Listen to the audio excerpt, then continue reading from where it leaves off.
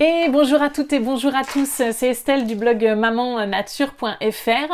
Je reviens aujourd'hui vers vous après un petit temps de silence pour vous partager 5 astuces pour vous aider à prévenir les fausses couches. Alors déjà en préambule, si toutefois vous avez déjà vécu cette douloureuse épreuve, sachez vraiment du fond du cœur que toutes mes pensées vous accompagnent et je vous souhaite également de tout cœur que ça ne se reproduise pas. Donc c'est pour ça que je souhaitais vous partager des astuces concernant la prévention des fausses couches. Alors il y a déjà un article que j'ai écrit il y a quelques temps de ça sur le blog maman-nature.fr, donc je vous le marquerai dans la barre de description, je vous mettrai le lien.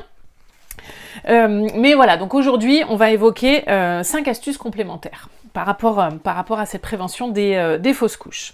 Alors déjà, il faut savoir qu'une fausse couche, et ça je rencontre souvent le cas, je reçois pas mal de mails dans ce sens-là, elle se prépare en amont. C'est pas une fois que vous êtes enceinte que vous allez pouvoir éviter une fausse couche, d'accord? Donc oui, il y a certaines choses qu'on peut mettre en place et je pense notamment à une jeune femme que j'ai accompagnée qui faisait fausse couche sur fausse couche, c'était juste un problème de progestérone, elle était malheureusement mal accompagnée et donc on a réglé ce problème-là, elle a pris de la progestérone, on a travaillé sur le terrain bien entendu, on a travaillé aussi sur la qualité ovocytaire, mais elle a pris de la progestérone dès le début de sa grossesse, elle a fait des dosages et en fait elle a été bien accompagnée par un bon monitorage aussi, et une bonne posologie, et ce qui lui a permis de maintenir sa grossesse. Elle était passée déjà par 5 fausses couches précédemment.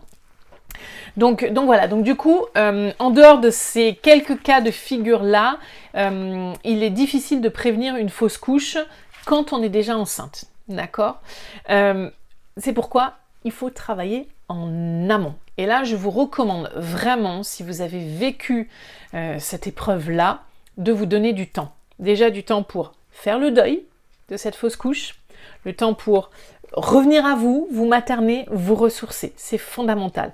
Et vous préparer votre terrain avec une bonne hygiène de vie adaptée. Et voilà, vous donner du temps, vous faire de l'espace. C'est très très important. Deuxième astuce, très importante, qui nous vient de la médecine traditionnelle chinoise, restez au chaud. N'ayez jamais les pieds au froid, n'ayez jamais de frissons, restez au chaud. Très important. Pourquoi? Parce qu'en médecine chinoise, en fait, on considère qu'il faut... Un utérus froid, en fait, est un utérus hostile pour un bébé. Donc, il faut réchauffer. Comment est-ce qu'on réchauffe? Eh bien, déjà, ça commence par les pieds. Si on a les pieds au froid, on va naturellement refroidir aussi le système reproducteur. Donc, n'hésitez pas, hein, c'est pas très glamour, c'est pas très sexy, mais on s'en fiche. Les chaussettes au lit, si besoin est. La bouillotte, d'accord? Et la bouillotte aussi que vous pouvez poser sur votre bas-ventre, d'accord? Donc en deuxième partie de cycle, attention que ce ne soit pas trop chaud, d'accord? Mais vous pouvez réchauffer et vous pouvez réchauffer aussi le bas du dos. Très important que vous n'ayez pas le bas du dos qui soit refroidi. Donc ça, c'est fondamental pour l'ovulation, pour la fécondation, pour l'implantation et pour les suites de la grossesse. Donc faites-y attention. Troisième astuce, manger diversifié. La base de votre alimentation doit être les légumes. Et oui, parce qu'ils vont vous apporter énormément de phytonutriments. Donc je vous recommande 25% de légumes crus, soit sous forme de crudité, salade verte, mais également sous forme de soupe crue ou de jus cru. Alors, soit que vous faites maison, grâce à un extracteur, soit que vous achetez en magasin bio, et notamment lacto-fermenté, parce que ça va vous apporter beaucoup de bons probiotiques. Les bons probiotiques vont nourrir votre flore intestinale, et assurer une bonne flore intestinale est absolument essentiel pour votre fertilité.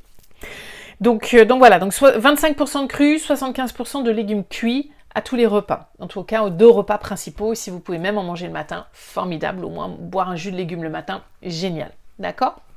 Donc ça, très très important. Des protéines de bonne qualité diversifiées, un peu de protéines animales, un peu de protéines végétales, plutôt animales le midi, plutôt végétales le soir, et des bons gras. Vos hormones sont faites à partir de gras. Mangez des bons gras, huile d'olive, huile de coco, avocat, oléagineux, etc. Favorisez un bon apport d'acides gras, c'est fondamental. Diminuez le sucre. Vraiment, vraiment, vraiment. En revanche, celui-ci est inflammatoire, mais ne vous coupez pas complètement du sucre non plus. Votre système hormonal a besoin d'un peu de glucides, et notamment pour fabriquer la progestérone à l'approche de, deuxième partie de cycle. Donc là, on favorise les bons sucres lents. Ensuite, quatrième astuce, manger tous les matins. Alors, je suis très fan du jeûne, mais malheureusement, j'ai constaté à travers la lecture de nombreuses études, et il y a également beaucoup d'experts en fertilité naturelle qui ont énormément d'expérience avec de nombreuses femmes qu'ils ont accompagnées, qui ont montré que le jeûne intermittent pouvait poser problème pour une bonne régulation hormonale. Donc attention au jeûne intermittent.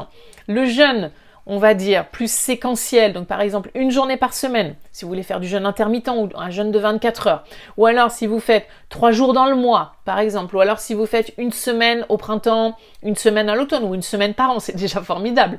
Ça, oui, mais par contre, quelque chose de répété, là, ça peut stresser votre organisme. En fait, votre organisme peut tomber en hypoglycémie, ce qui entraîne un stress pour votre organisme, sécrétion de cortisol, ça devient inflammatoire, et vos hormones, derrière, elles font le yo-yo. Donc attention, donc mangez un petit déjeuner, prenez un petit déjeuner chaud pour vous réchauffer. Donc on commence par boire, hein. Avant de manger, on commence par boire, on ne boit pas en mangeant, on boit vraiment avant de manger. Donc un bon petit déjeuner chaud, protéique et avec du gras.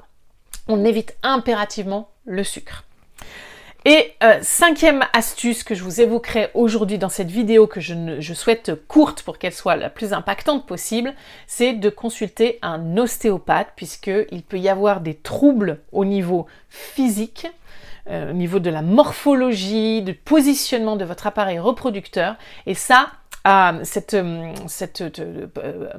paramètre à lui seul peut entraîner des fausses couches. Donc allez voir, faites un bilan ostéopathique si possible avec un ostéopathe spécialisé en fertilité ou en tout cas en périnatalité. Voilà donc ces astuces que je souhaitais vous partager aujourd'hui. J'en partage plein d'autres dans le groupe d'accompagnement que j'ai créé sur Facebook et qui est une très très belle communauté qui vous apporte du soutien au quotidien. Et d'ailleurs, j'avais fait un live exceptionnel de plus d'1h30 avec une visualisation à la clé sur les fausses couches il y a très peu de temps. Donc vous pouvez nous rejoindre. Je vous mets pareillement dans la barre de description toutes les informations pour nous rejoindre. Il y a une offre vraiment irrésistible pour que vous puissiez tester le groupe d'ici la fin du mois d'avril. Donc n'hésitez pas à nous rejoindre, à faire l'essai. On sera ravis de vous accueillir au sein de cette belle communauté. Et puis, voilà, si vous cherchez des informations dans le groupe sur les fausses couches, dans la barre de recherche, marquez bien fausses couches et là vous tomberez sur le live et il y a une magnifique visualisation fertile créatrice qui va vous aider aussi à aller créer la grossesse que vous souhaitez pour pouvoir fonder votre famille. Voilà, de tout cœur. Si vous le souhaitez également, n'hésitez pas à télécharger en dessous votre petit guide offert avec 5 astuces complémentaires là pour optimiser de manière plus globale votre fertilité. Voilà, je vous remercie pour votre écoute et puis je vous dis à très bientôt pour d'autres astuces fertiles. Merci beaucoup.